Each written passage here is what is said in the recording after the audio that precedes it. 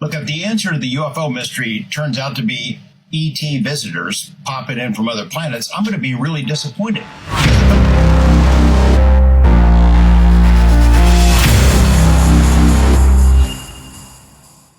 Hey, I got some weird footage coming out of the UK right now, right? Of someone practicing the CE5 meditation program, apparently. Then they went outside their house, scanned the night sky whilst they were doing this sort of whole process and spotted this. Apparently this object wasn't visible via the naked eye, but you can only be seen through camera. And it looks like a doorway of some kind. The thing looks on fire, like... I don't know, mate. I'm going to try and zoom in for you again in just a second and get a real look at what's going on here.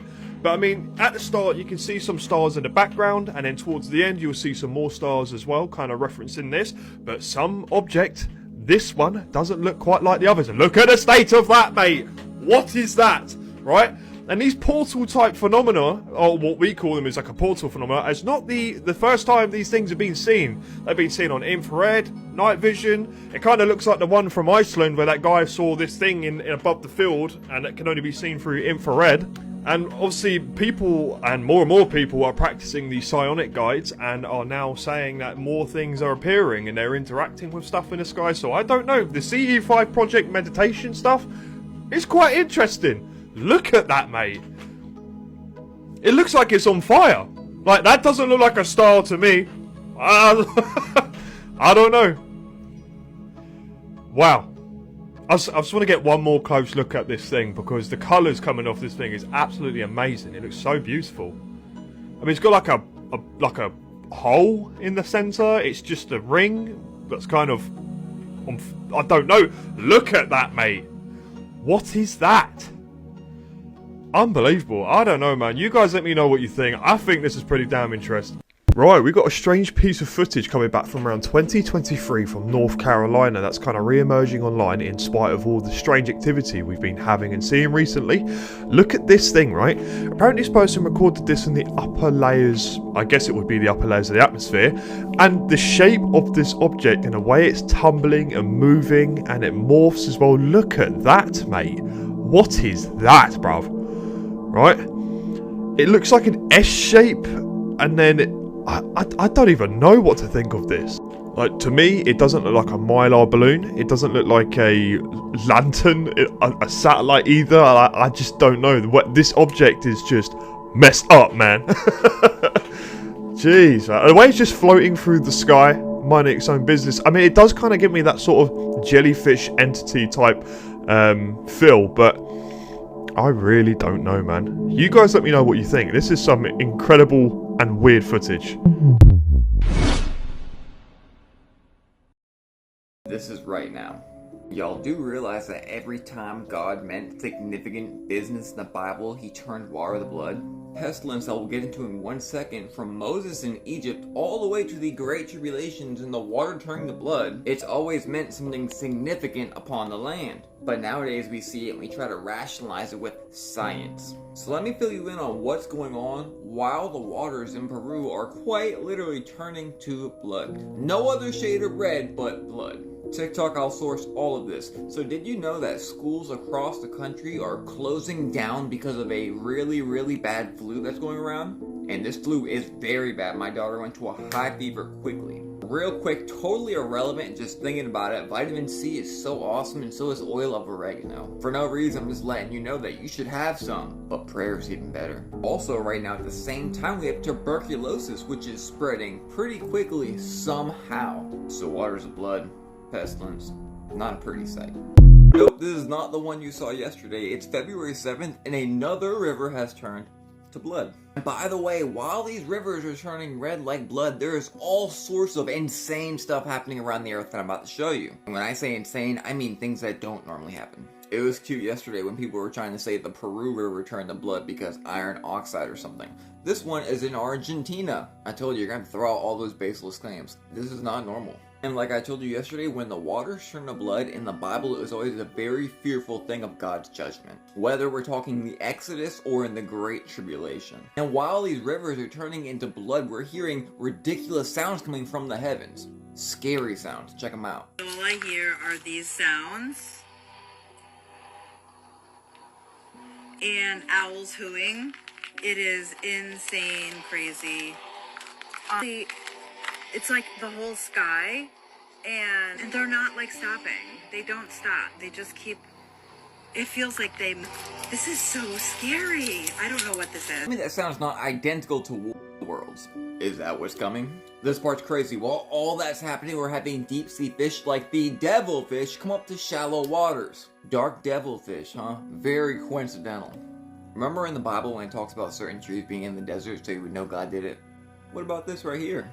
2025 is getting exciting. What are the chances of two rivers 2,000 miles apart mysteriously turning blood red at the same time? And we don't know the cause for either. Worried residents in both Lima, Peru and Buenos Aires, Argentina have shared footage online reporting strong odors accompanying the discoloration. One local described the scene saying, "It looks like a stream of blood. We have never seen it like this." Now, while we don't know for sure what's caused either yet, I wouldn't go as far as saying it's a scene from a biblical prophecy.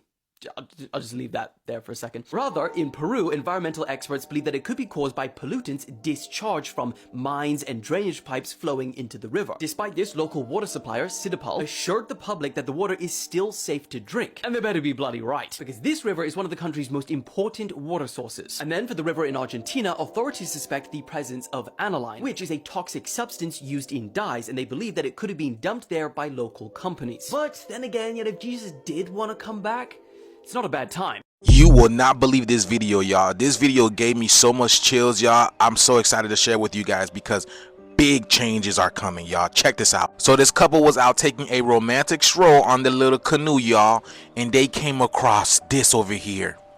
Yes, a doomsday fish.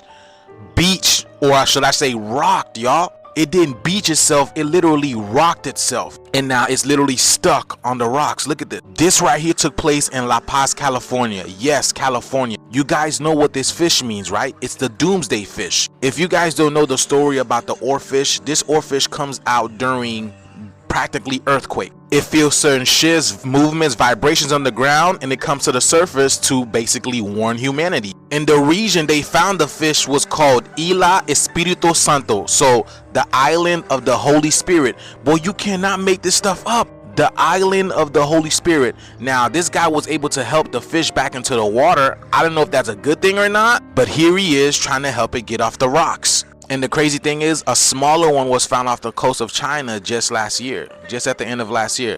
I mean, we told you guys the shift is here. Shift, fish, shift. And the fish have been warning us, y'all. You can't make this stuff up. Jesus said he would make you guys a fisher of men. Now look at this. But let me know what you guys think about this video. Like, follow, and share for more videos like this. Let's continue to get this shift. What if an entire civilization was erased from history? A lost empire, advanced technology, and a mystery buried, literally. This is the story of Tartaria. Tartaria was said to be a vast, powerful civilization stretching across Europe and Asia, with grand architecture, free energy, and technology far beyond its time.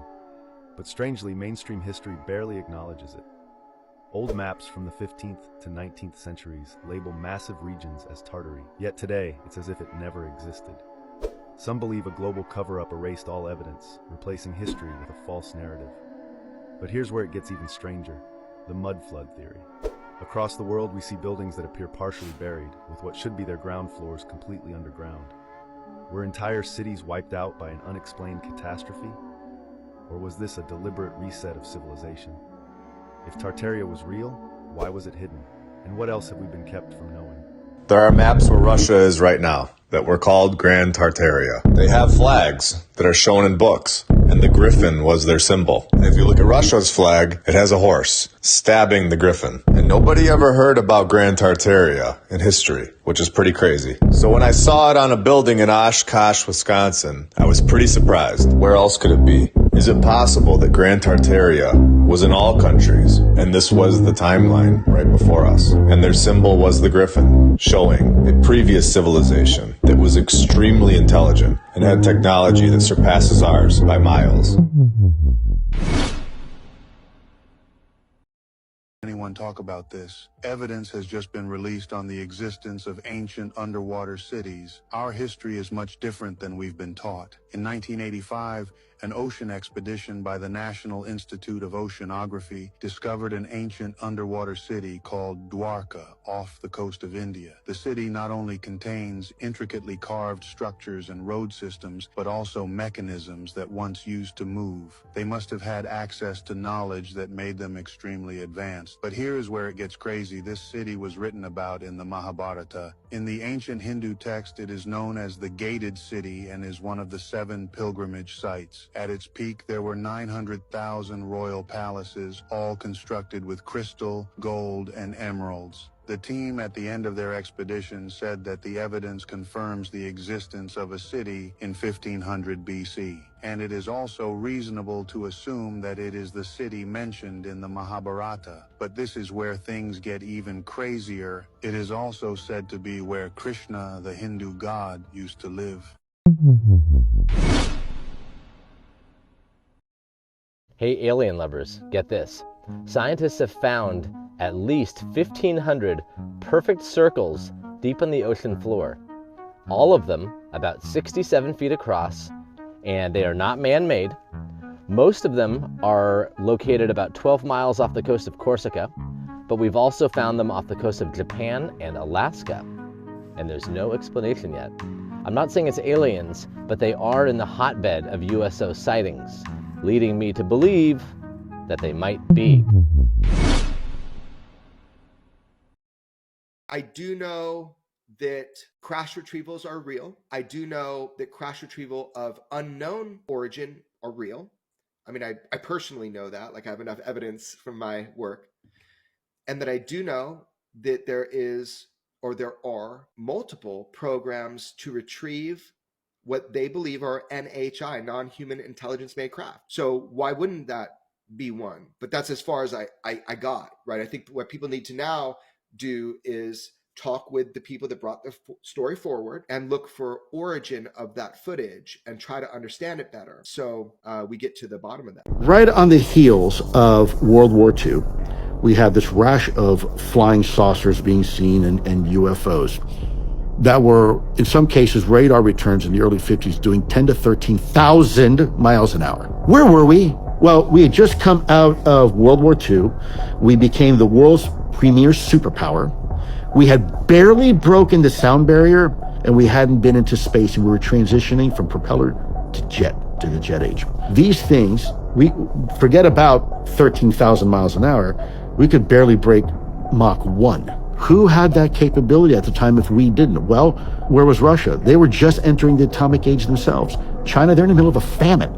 There's no one who had that capability. I always use this analogy. That would be like going into King Tut's tomb for the very first time, and as you're breaking down the rock wall and peering into the vault, all of a sudden seeing a fully assembled 747 jet sitting in the tomb. Temporally, it doesn't make sense. The Egyptians did not have that technology. So what is that aircraft doing in that tomb? It doesn't make sense. There's the adage, there's 2 types of people in the world. In the face of new information, you can change your opinion based upon new facts, or, like some people, reject the facts and stick with your own narrative because it's more comfortable and convenient. I think it's probably smarter and wiser in the face of new facts. We need to recalculate our thinking. There's another one that actually escaped from captivity. Yo. But he actually convinced his interpreter or his interrogator to help him escape because the program was trying to get him to open a portal for them, and they wanted control of it. And the guy eventually, the interrogator actually pushed him into the portal and had surreptitiously given him back to his own home world. And it ended that guy's career probably. A portal? Yeah. And what kind of portal are we talking about? You're talking like it's kind of like a way of opening a wormhole that you can control. And did they say where this thing was accomplished and how? I think it was also in reticuli. I think it was another being from the reticuli system. Right, but the portal. Where's this portal? How is it accomplished? The portal, I thought, I was trying to think. It sounded like it might have been on the Pacific Northwest or the West Coast area is where this was taking place. And did they say how the portal was made? Was this made by them? They had recovered parts of one, and they were trying to complete it, and they were trying to get this being to help them complete the the portal so that they could use it for their advantage. Like a Stargate. Yeah. Like a real Stargate. Correct. Yeah. He convinced his interpreter that if he didn't get back and if he didn't get home, really bad things were going to happen. And that guy just kind of felt like, hey, I got kids and whatever. Right. I don't want society to destroy. Right. Plus, he had some compassion for him. Yeah. Because he's been working with him for a while. Yeah. So when he got the chance, he was just like, get him in there. I can't remember all the things. I think they had to keep this entity tied to a chair or something so he couldn't do anything. And that's why he needed the help of the guy that was the interpreter. He had to push him into the portal on the chair that he was tied to. Hey friends, so UFOs being conscious, but the occupants inside being not conscious. Ooh, that's a spicy new quote from U.S. Air Force pilot whistleblower Jake Barber in his expanded interview with Ross Coulthart on News Nation, which is about to drop. So some clips came out, and in one of them he talks about they're finding out, at least in some situations, that the craft themselves are conscious, that they're like the soft tissue conscious living craft, but they have occupants inside of them that aren't conscious. And he didn't say it specifically because this is just an excerpt, but I think what he's talking about is, and this tracks perfectly, because in the past people have often talked about these craft as being living beings, that the craft themselves that we call UFO are actually conscious. But a lot of times when people talk about like the Greys, specifically the gray aliens, they say that they're not conscious, that they're like some sort of synthetic, robot. They're like a synthetic biological robot. But they don't seem to have a consciousness, like emotion and empathy and that kind of stuff. They seem to be robotic. But the craft themselves seem to be consciously controlled. And that somebody or something is controlling the craft consciously, or maybe the craft has a sentience and a conscience of all of its own, but that the beings inside, like the Greys, are more robotic. And that's what Jake Barber just said, that he's finding that the craft are conscious, but sometimes the occupants are not conscious. And that's super interesting. It's almost like they're like robots. They're like helpers, like robot helpers, that kind of can do things. I don't know, like, robots have abilities. Like the reason we use AI is it just works, and it works 24/7. It doesn't ask questions, it does its job, kind of a deal. But then like consciousness is like what we have thoughts and empathy and emotions, and we think about things from a different point of view because we have a soul, but sometimes you need a robot just to do robot grunt work, right? So is that what's happening? Is like there's a conscious entity that uses these conscious crafts, but they have to put these robots inside of them because sometimes the work that needs to be done on like just a put your head down and get to work kind of a way. Don't have a soul. You don't need a soul for that kind of work. I don't know. It's super interesting. We can go a million different directions with this, but I thought it was so cool that he is talking about these kinds of things, and it puts together a lot of things, because in the past people have talked about the fact that the craft seem conscious, but sometimes the Greys, which are a lot of times occupying these crafts, don't seem conscious. And for him to come out with that and just say it so nonchalantly, basically saying that their research has led them to this conclusion, I was like, whoa, that's interesting. Anyways, let me know what you guys think. Have a beautiful day. Peace.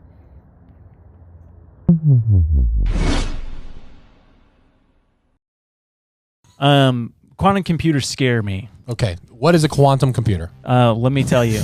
The quantum computer is the next stage in evolution for technology. So digital computers, what we have now, all of our phones, all that stuff, it's digital computers. Quantum computer is the next leap. But Google just came out with that Willow chip, right? Which is a quantum computer. And they just did this test where they give it this one thing to figure out. And it would have taken our most impressive supercomputer in the world 10 septillion years to figure out this equation. That's one with 25 zeros behind it. Still incomprehensible. And it took Google's quantum computer Willow 5 minutes to figure it out. Wow. Yeah. There's just these different theories of you're able to receive information from different dimensions. Oh boy. But supposedly the inventor of the quantum computer said that he was able to reach these different dimensions and speak to entities. And I'm just like, that's where you go, stop.